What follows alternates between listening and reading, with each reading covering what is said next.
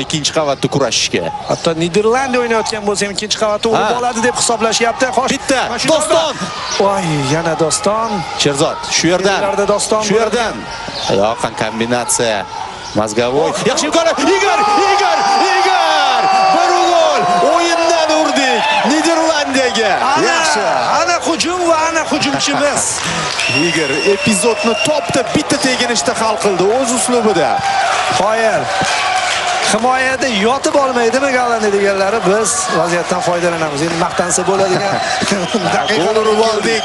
Maqta hozir ayni vaqtda emotsiyalarni chiqarib olaylik biz ham. Penaltini evaziga olgan vaziyatimiz. Ikkita o'yindan beri kutayotgan golimizda emotsiyalarni chiqarib olaylik do'stlar, to'g'ri tushunasiz? Ya bu arziydi. Ajoyib. Yo, offside. Zo'r. Hammasi yaxshi o'ynaldi va raqib oyog'ida keldi. Qoyil, Samervil. Barobar. Xo'sh, endi Niderlandiya nima qiladi degan savol. Aqlli o'ynaganini qarang, Sergeyev darvozabonni